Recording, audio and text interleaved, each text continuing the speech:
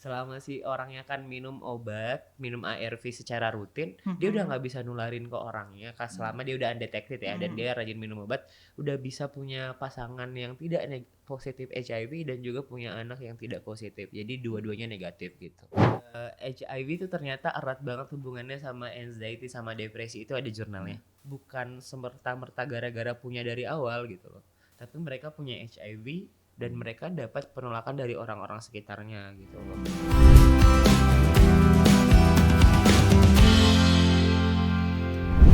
HIV atau Human Immunodeficiency Virus merupakan sebuah masalah kesehatan global yang memerlukan perhatian khusus dari masyarakat.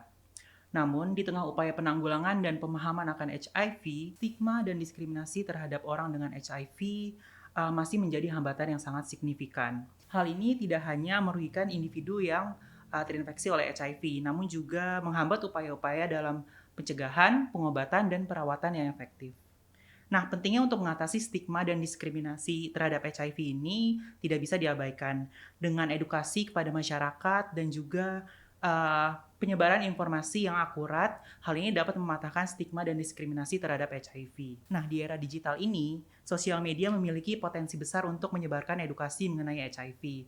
Nah, pada kali ini podcast Berani Berbicara akan mengundang dua narasumber yang aktif menyuarakan suaranya dalam isu HIV dan juga mematahkan stigma dan diskriminasi terhadap HIV. Kita sambut saja Kak Hasbi dan Kak Dika.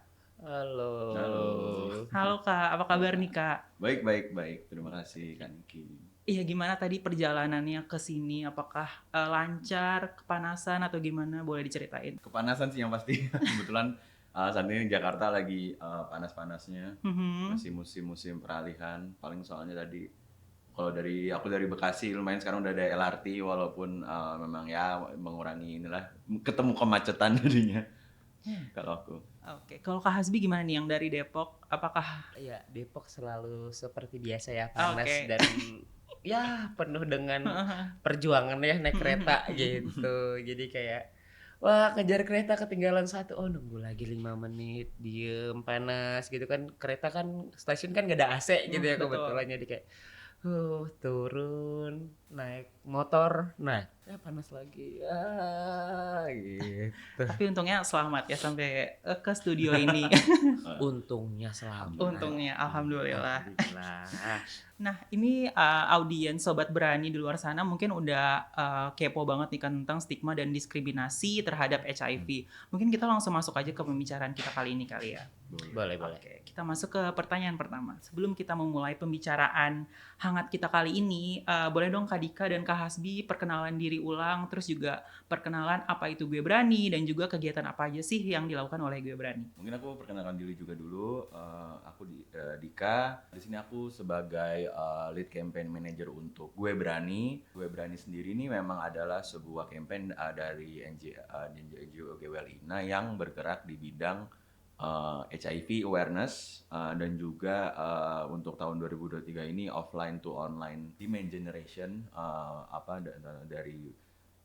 jadi kita dari selain HIV awareness kita juga akan melihat bagaimana awareness ini translate to orang-orang bisa mengambil layanan kesehatan di yang sudah disediakan oleh pemerintah nasional gitu, puskesmas atau rumah sakit dan semacamnya seperti itu.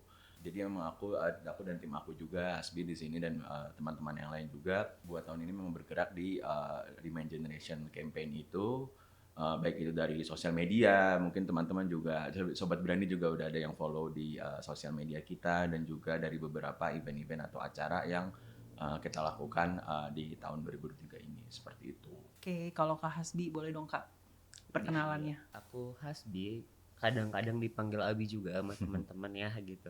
Terus aku sebenarnya sebagai HIV online hotline counselor, agak panjang namanya jujur gitu ya. Jadi tuh aku lebih banyak komunikasi sama teman-teman Sobat Berani mungkin ya, yang mungkin banyak nanya di DM gitu, atau yang mungkin udah sampai ke WhatsApp kita ya, walaupun kadang-kadang dianggurin karena saking banyaknya gitu. Jadi tuh kayak Alhamdulillah laris ya. Iya lumayan dan sebenarnya banyak banget sih pertanyaan-pertanyaan yang disampaikan ya, dan beberapa juga ada yang menanyakan masalah medis juga gitu. yang dimana aku sendiri tuh bukan dari punya background medis gitu kan, karena anak lulusan psikologi tiba-tiba disuruh jawab pertanyaan kedokteran, agak gak mungkin gitu ya. Akhirnya tuh kita dari Gue Berani sendiri tuh kita kerjasama sama dokter konsultan, dimana dokter konsultan kita tuh ada dua, ada dokter Levi sama dokter Sandra. Jadi itu nanti biasanya kalau misalnya ada teman-teman sobat berani nih yang nanya ke aku ya, kayak Kak, kalau misalnya kayak gini gimana? Dan itu medis gitu. Aku biasanya akan langsung nanya ke dokter Sandra atau dokter Levi. Kurang lebih kayak gitu sih ya. Jadi kita bikin konsultasi kesehatan seksual gitulah di WA sama di Instagram gitu. Oke, I see. Thank you so much Kak Dika dan Kak Abi atas perkenalannya.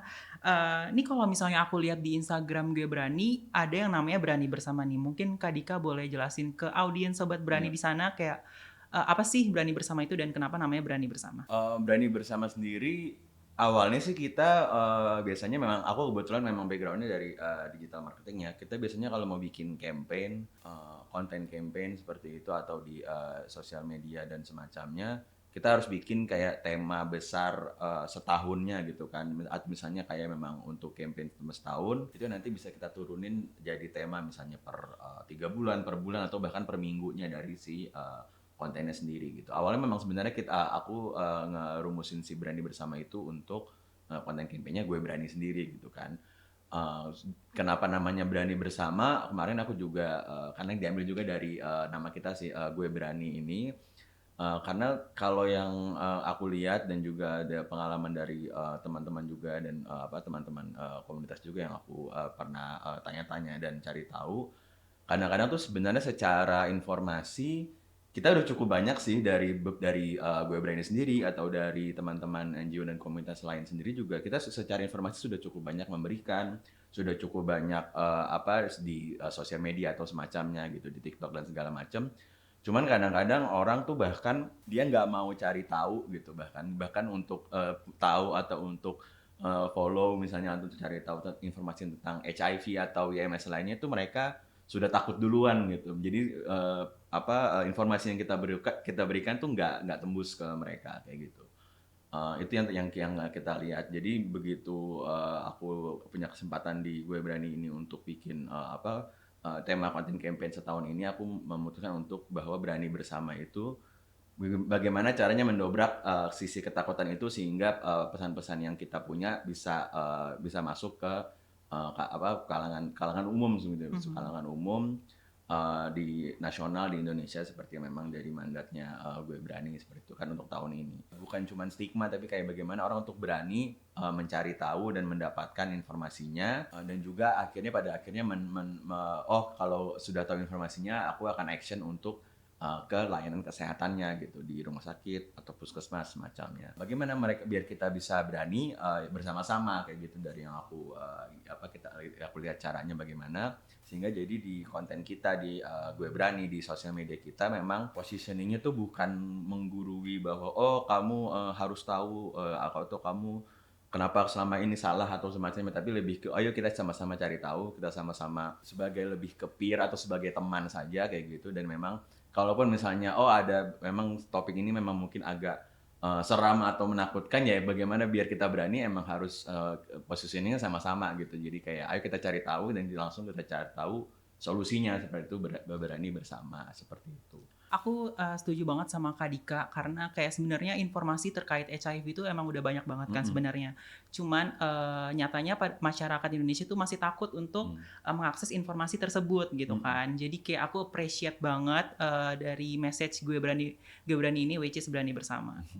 Mungkin aku mau balik lagi nih ke Kak Abi. Aku kepo banget nih sama hotline counselor dari Kak Abi ini. Nah itu tuh yang bisa bertanya itu tuh siapa aja sih Kak? Apakah hanya orang dengan HIV saja ataukah masyarakat umum boleh bertanya gitu? Dan rata-rata pertanyaannya tuh kayak gimana tuh Kak? Kalau yang selama ini aku hadapi ya gitu, semua orang bisa nanya ke Gue Berani gitu, baik di WA ataupun di Instagram gitu.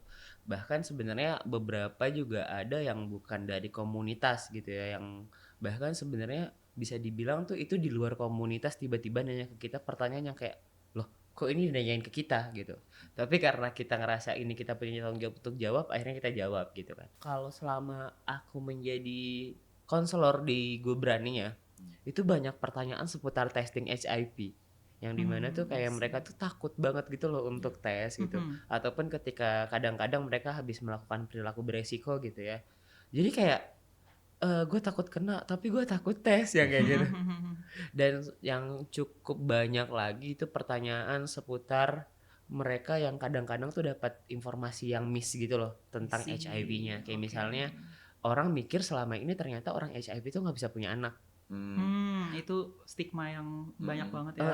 Jadi kayak nanti kalau misalnya dia kena HIV berarti nularin ke pasangannya dong, pasangannya Mhm. juga kena, anaknya Mhm. juga kena.